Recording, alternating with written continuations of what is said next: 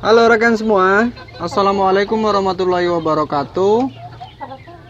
Kembali hadir bersama saya masih di channel Pertanian Terpadu. Dan hari ini kita juga masih akan membahas seputar ayam, khususnya mengenai usaha peternakan ayam kampung skala kecil atau skala rumahan.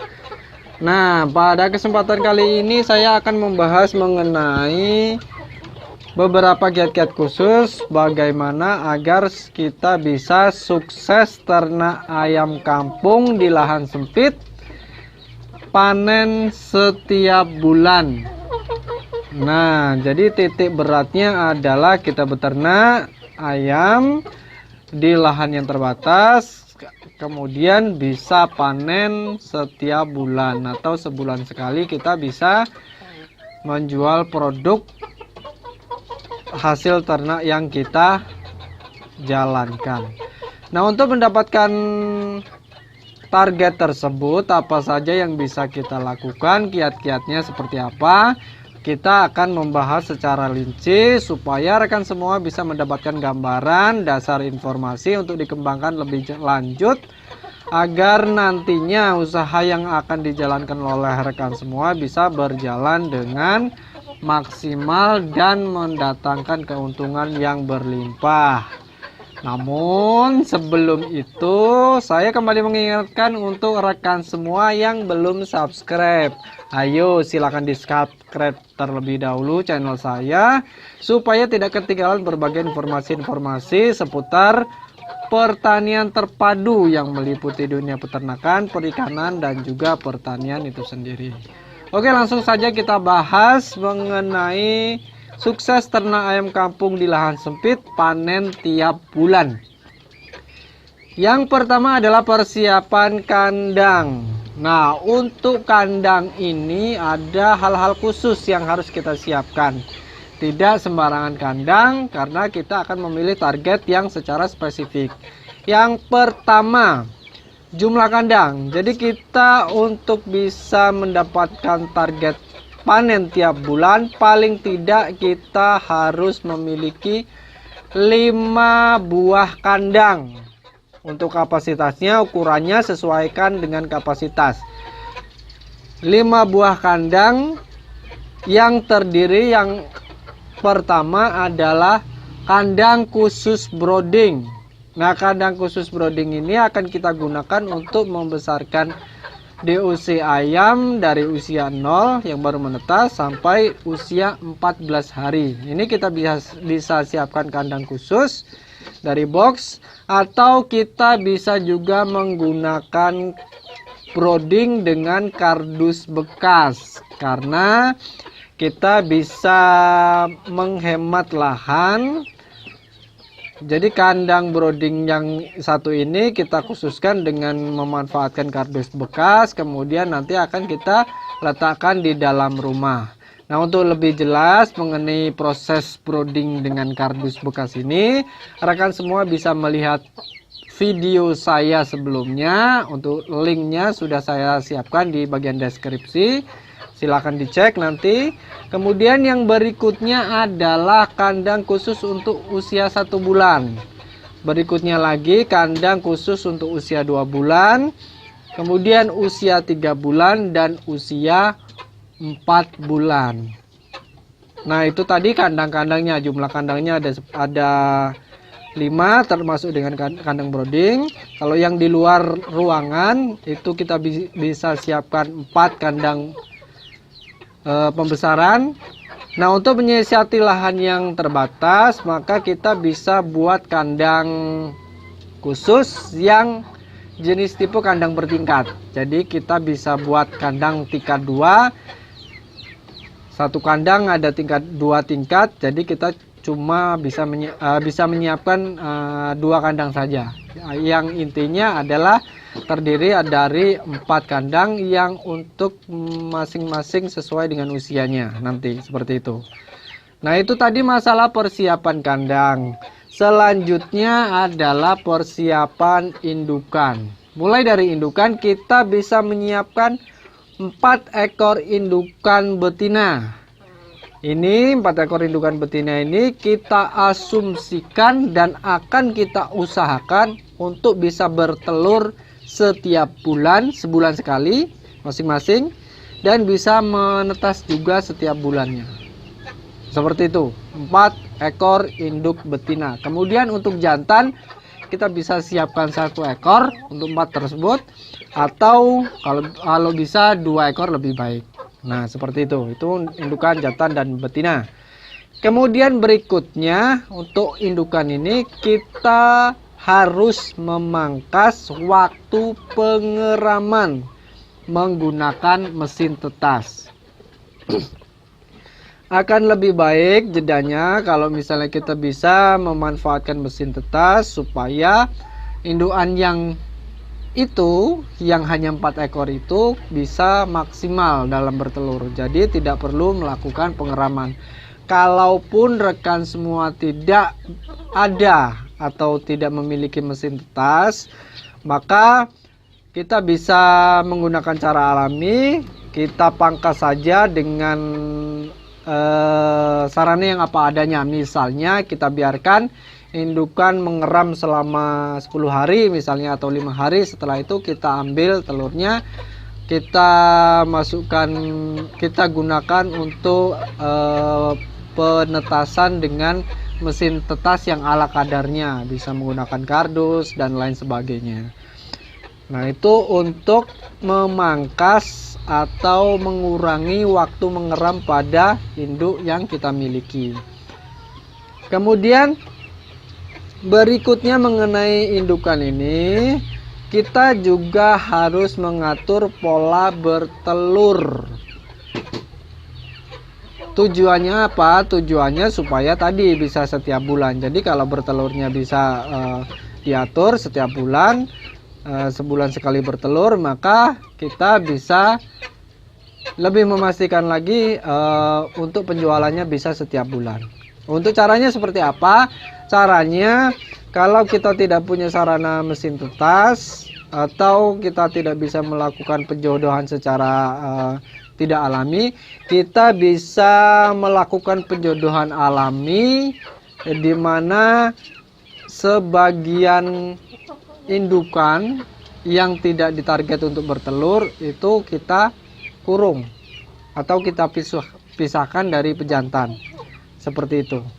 Jadi satu persatu kita campur dengan pejantannya, kita campur dengan jagonya, itu kita atur satu persatu. Selesai ini bertelur, kemudian mulai mengeram, baru kita yang induk berikutnya kita jodohkan lagi, dan seterusnya dan seterusnya. Itu untuk tujuannya untuk mengatur pola bertelur pada indukan yang kita miliki. Kemudian berikutnya lagi adalah proses pemeliharaan. Bagaimana sih proses pemeliharaannya supaya kita bisa panen atau menjual ayam kita itu setiap bulan? Yang pertama adalah begitu dia usia menetas, kita harus langsung pisahkan dan kita pelihara di kandang brooding. Itu yang pertama. Jadi dia usia menetas, kita ambil, kita masukkan ke kandang brooding. Kemudian kita pelihara di kandang brooding. Setelah usia 14 hari, maka di usia tersebut kita pindahkan ke kandang yang usia 1 bulan.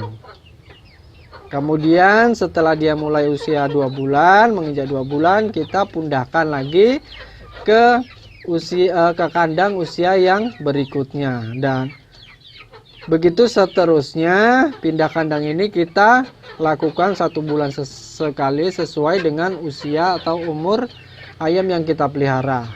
Nah, berikutnya setelah kita pelihara dengan baik, kita bisa mulai memanen ayam-ayam yang kita pelihara ini pada usia sekitar 3 bulan sampai 6 bulan. 3 bulan itu sudah mulai bisa kita panen, 4 bulan, 5 bulan, dan seterusnya. Nah, untuk masalah panen ini tinggal kita sesuaikan saja dengan keuntungan yang akan kita target. Misalnya kita ingin keuntungan yang lebih besar, setelah pada kandang usia 4 bulan itu kita lepas liar ke kandang umbaran, kemudian kita kasih untuk pakan-pakan yang gratis. Nah, untuk masalah pakan gratis ini, rekan semua juga bisa nanti bisa lihat pembahasan saya khusus mengenai tersebut di video pada link pada deskripsi yang telah saya berikan. Nah, itu tadi mengenai proses pemeliharaannya. Kemudian cara-cara yang sudah saya lakukan tersebut, cara-cara yang sudah saya terangkan di atas itu ada tantangan dan hambatannya. Nah, ini yang perlu rekan semua cermati. Jadi pola di atas kalau dikatakan terbukti atau tidak, saya sudah menjalankannya dan hasilnya cukup memuaskan. Saya cukup bangga dan saya akan lanjutkan pola tersebut.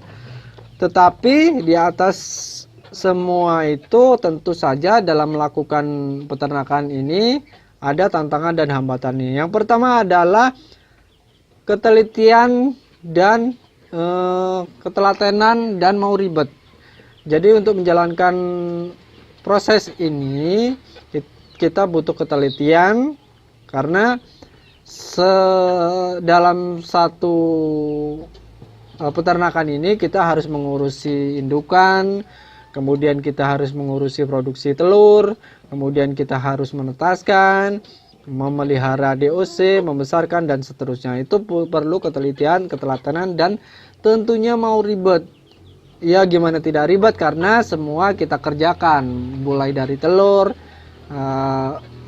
penetasannya, kemudian broodingnya, semua kita kerjakan sendiri. Nah seperti itu. Jadi kita harus mau ribet. Itu yang pertama. Kemudian yang kedua adalah konsistensi. Jadi pola seperti ini tidak akan bisa berjalan kalau kita tidak konsisten. Kita harus menjalankan pola-pola ini sampai siklusnya benar-benar berjalan. Jadi tidak cuma bisa dijalankan 1 atau 2 bulan, tetapi harus dijalankan secara terus-menerus sampai ada ayam yang siap panen. Setelah siklusnya berjalan secara penuh, maka berikutnya akan lebih mudah karena kita tinggal meneruskan apa yang sudah kita lakukan tersebut. Kemudian berikutnya lagi tantangannya adalah panen awal itu lebih lama karena kalau kita bandingkan dengan pemeliharaan pada ayam petelur, misalnya ayam pejantan, KUB dan seterusnya, itu panen awalnya itu lama karena kita harus menunggu sekitar 3-4 bulan baru kita bisa mulai panen. Dan itu kalau kita tidak punya konsistensi tadi, tidak punya semangat yang bagus, itu sungguh melelahkan sekali. Nah itu perlu rekan-rekan semua catat, karena kita mulai usaha ternak ayam ini pada tanggal 1 bulan Agustus misalnya, maka 3 bulan ke depan atau 4 bulan ke depan baru kita bisa mulai panen. Dan mulai dari awal bulan, dari pertama sampai bulan panen tersebut, itu kita hanya fokus terus hanya mengurus ayam pagi, siang, sore, pokoknya waktu dan pikiran kita akan banyak kita habiskan di situ. Makanya ini lumayan membosankan dan perlu konsistensi yang cukup bagus. Nah, berikutnya yang tak kalah dahsyat dalam tantangan pola seperti ini untuk bisa panen setiap bulan dengan kandang dengan lahan yang terbatas, itu adalah mengatur pola bertelur indukan yang kita miliki. Kalau indukan kita banyak, kita bisa produksi telurnya lebih banyak dan itu akan lebih mudah. Tetapi kalau indukan kita pas-pasan, kemudian tidak ada mesin tetas, maka untuk mengatur pola bertelur indukan ini agak lumayan harus trial and error. Tetapi dari pengalaman saya bisa dilakukan dan bisa sukses dilakukan sampai siklusnya itu berputar penuh secara sempurna. Itu bisa, tidak mustahil. Kalau masalah susah, sulit, itu memang tidak ada yang sulit, tidak ada yang mudah untuk cari uang. Nah seperti itu adalah beberapa tantangan dan kendala yang rekan semua juga perlu perhatikan, perlu dicermati. dalam usaha untuk bisa sukses berternak ayam kampung di lahan sempit dan bisa panen setiap bulan. Kemudian, Mas, kalau ada yang bertanya, 4 ekor indukan apa cukup untuk bisa panen setiap bulan? Seperti itu. Ya cukup nggak cukup, kalau dibilang cukup ya nggak cukup sebenarnya, tetapi itu masih bisa diatur dan disiasati supaya kita bisa target panen setiap bulan. Kalau misalnya indukannya 4 ekor, mungkin bulan ketiga kita bisa mulai panen. Seperti itu. Atau bulan keempat, nah seperti itu. Atau istilahnya kalau indukannya lebih banyak, maka kita tentunya panennya bisa lebih maksimal lagi. Kemudian kalau ada pertanyaan, Mas,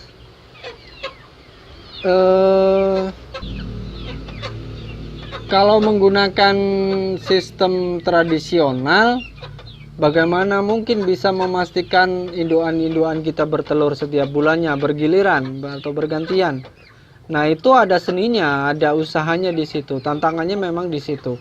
Jadi ya kita cermat aja, istilahnya apa yang kita punya harus kita maksimalkan seperti itu. Ada caranya seperti itu tadi yang sudah saya sebutkan, bisa dilepas umbaran itu satu persatu dengan pejantannya. Dengan begitu kemungkinannya bisa lebih besar untuk bisa bertelur setiap bulan sekali. Satu bulan, bulan ini indukan yang pertama, bulan berikutnya indukan kedua, dan seterusnya dan seterusnya. Itu masih bisa kita usahakan. Memang agak ribet, prosesnya agak ribet, kemudian perlu kesabaran juga, namun tidak ada yang mustahil. Kalau kita bisa menyiapkan indukan atau pejantan yang bisa dengan sistem tempel atau duduk, itu akan lebih mudah lagi karena kita bisa buat schedule untuk masing-masing indukan. Nah, itu seperti itu. Nanti lain kali akan kita bahas secara terpisah masalah pengaturan jadwal ini supaya bisa bergantian satu indukan dengan satu yang lainnya. Untuk sementara ini saya rasa untuk pembukaan saja video penjelasan saya ini, saya rasa cukup sampai di sini. Kalau ada rekan-rekan semua yang masih ingin bertanya, masih kurang jelas, silakan tinggalkan pertanyaan di kolom komentar. Kalaupun saya tidak bisa menjawab secara langsung, saya akan jawab melalui video-video berikutnya. Kalaupun bisa saya jawab langsung, saya akan jawab langsung di kolom komentar. Nah, itu saja untuk video kita kali ini. Saya ucapkan terima kasih banyak untuk rekan-rekan saya yang sudah mendukung channel ini, yang sudah ikhlas berbagi channel ini, membagikan video-video bermanfaat yang saya upload di YouTube ini, di channel ini.